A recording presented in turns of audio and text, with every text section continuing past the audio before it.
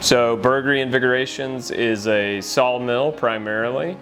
We've been in business since 2017 and here at this location in Kansas since 2019. For renewable energy or energy efficiency upgrades, we have done all electric conversions. So we got rid of some of our gasoline, diesel powered industrial machinery and equipment, went all electric, and then we did LED energy efficient lighting throughout the main facility. So the new equipment that's all electric, maintenance costs are decreased, it's more dependable. The power is more on demand and instant, so for an industrial sawmill application, it's more dependable than the diesel and gasoline counterparts. And then as far as energy efficiency, of course, electric consumption has been reduced and we've been able to increase throughput while still consuming relatively flat energy consumption. We started in 2020. We started doing construction 2019, 2020 we started doing some small butcher work, and then in July of 2021 we opened up the grocery retail part of the store. We sell everything there is in a grocery store. Meat, produce, everything. We are also a state inspected butcher shop here in Kansas. One main thing was we did the spray-on foam insulation on the ceiling, on the west wall and the north wall. That's helped tremendously. Another project was we did the LED lighting in here, made it a lot brighter. And the last project we did was a vestibule with sliders, which would be the entrance doors that come through that are automatic. They've helped tremendously on just paying the bills. The main thing is utility costs. Just keeping it down, because before we had gotten estimates from the electric company and they were just as high as what we were kind of figuring, and it kind of shocked us, and without these improvements we wouldn't have saved the savings. Our business is a rural grocery store in the town of about 17 people in southeast Kansas. And we worked with K-State to do a REAP grant probably within the first 2 years that we had the store. One, because the electricity bill and the heating and cooling bill was over $800 a month. So we looked at new ways to bring the store up to speed. For one, it was all old deep freezes, and so we got new LED lighting, put in insulation in all of the upstairs in the main store area, and then replace some coolers. So we did a USDA REAP grant, and the application process was pretty straightforward.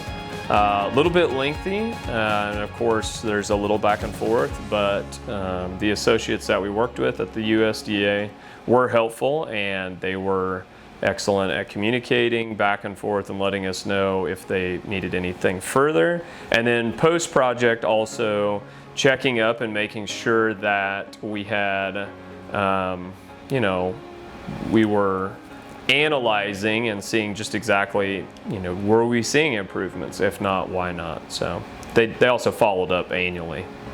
I think we would have still done the project without the grant funds. I do believe that it would have been delayed until we had that additional working capital setback. So I would say that it caused the efficiencies and the upgrades to occur sooner, which has resulted in increased revenues even in challenging economic times, inflation periods, and coming out of post-COVID, we were able to still do those upgrades. Yeah, I mean, without the REAP grant, we wouldn't have been able to get along as good as we have. It's a lot brighter in here than it was before with the LED lighting. The lights are more reliable. Before they had some lights that were kind of flickering. It's more inviting for customers to come in, a lot brighter, and makes it look a lot nicer. K-State handled everything. I mean, they did everything. It was such an easy process. I don't want to exaggerate, but I think we saw about a 40% savings in our energy bill. I don't think we'd be here today without the savings. We've grown, so we've added to our payroll on not just number of employees, but also on wages, being able to increase our hourly wages because the cost of living is still going up, and we want to make sure that those that are taking care of the company, have a fair standard of living and can take care of them and their families as well. We have a lot of people coming from out of state, out of region, and we ship across all of North America and even now Europe.